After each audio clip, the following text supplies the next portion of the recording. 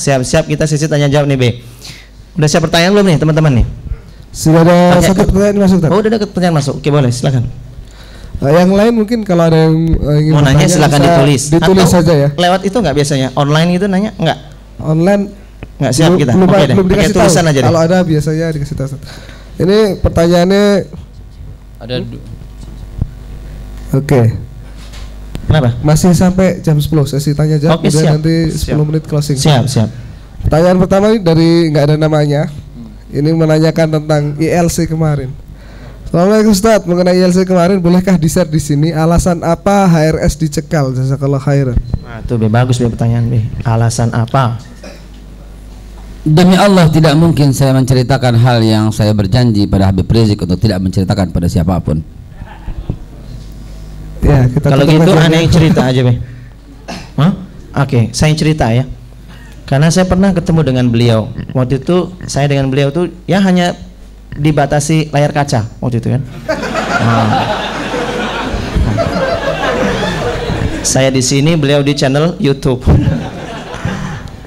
Ya karena persekusi lah. Yang saya mohon antum doakan saja, ya. Antum doakan saja. Beliau terzalimi. Beliau begitu inginnya pulang ke Indonesia. Beliau pernah belum lama sudah sampai ke bandara, sudah sampai di bandara, ya. Tapi ternyata tidak bisa pulang. Bukan yang dulu itu, bukan. Belum lama kok, ya. Antum ikuti saja perkembangan. Bergabung dengan jaringan saya ya. Ikut nanti kabar-kabar dari situ lengkap dan banyak. Tapi intinya beliau memang tidak bisa pulang karena ada satu kekuatan yang luar biasa yang menghalangi. Wallahu alam. Mungkin Pak Jokowi tidak kepingin dia pulang, mungkin Pak Tito bahkan kepingin dia pulang, tapi wallahu alam. Faktanya adalah sampai detik ini dia nggak pulang dan dia nggak bisa pulang dan dia kepingin pulang, gitu ya. Saya cuma bisa bilang begitu aja. Baik, semoga kita doakan Habib Rizik bisa kembali lagi bersama kita ke tanah air Indonesia, sekeluarga semuanya, dan insya Allah Islam jaya di Indonesia. Amin Allahumma amin. Oke, yang nanya berikutnya ada Mas Lukman? Ada? Oke, baik. Jangan tentang jodoh ya. Ntar itu belakangan. Siap Ustaz. Pekan terakhir Ustaz. Assalamualaikum Ustaz, semoga sehat selalu. Ustaz, ada beberapa teman saya yang pernah menanyakan dan meragukan keimanan teman saya. Hanya karena teman saya itu menanamkan pada diri bahwa NKRI harga mati. Pertanyaannya? Saya baru cari pertanyaan Ustaz. Intinya, bagaimana pandangan Ustadz tentang hal tersebut? Nah, itu 3 paragraf saya singkat, Ustadz.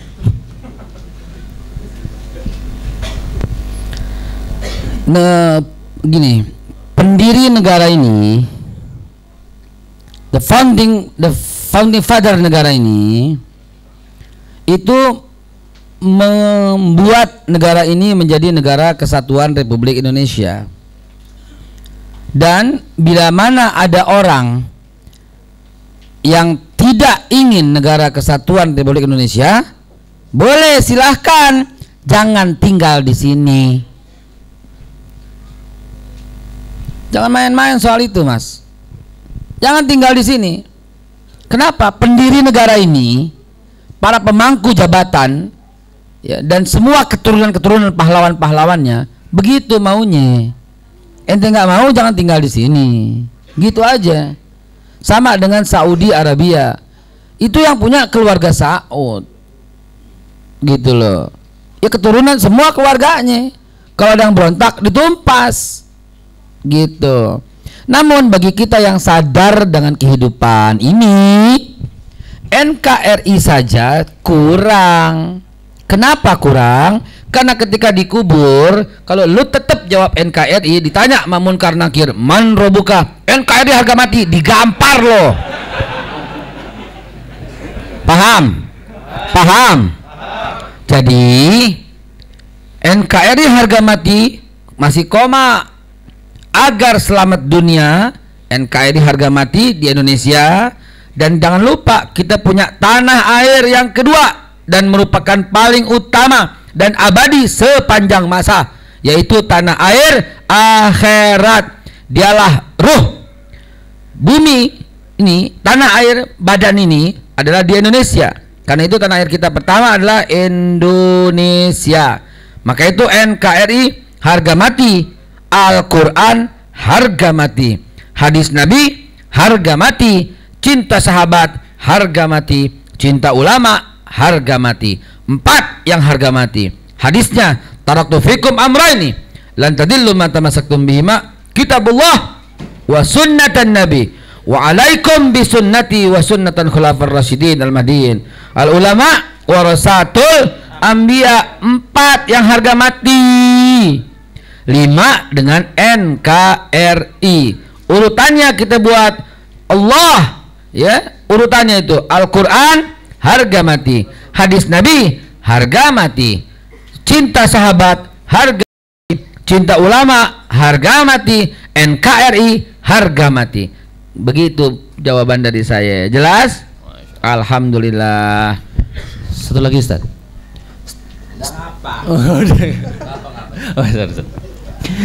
Ini saya jadi grogi Ustaz. Strategi dakwah agar pemuda atau pemudi lebih giat mengaji versi Babe. Ya, itu bagaimana Ustaz? Strategi dakwah. Bismillahirrahmanirrahim. Ikutin. Bismillahirrahmanirrahim. Anda harus hafal ini. Karena kalau Anda hafal, insya Allah Anda akan tetap punya semangat dakwah, semangat ngaji yang tidak bisa dilekang oleh waktu dan zaman. Doa ini saya hafalin terus, dan karena doa itulah, karena Allah ya, dengan asbab doa itu saya jadi semangat terus dalam berdakwah. Ulangi. Bismillahirrahmanirrahim. Bismillahirrahmanirrahim. Ini dakwah, ini selamat biar lo nggak pernah malas ya. Sekali lagi ulangi. Bismillahirrahmanirrahim. Bismillahirrahmanirrahim. Allahumma. Allahumma. Paksain. Udah. Ya. Oh, insyaallah.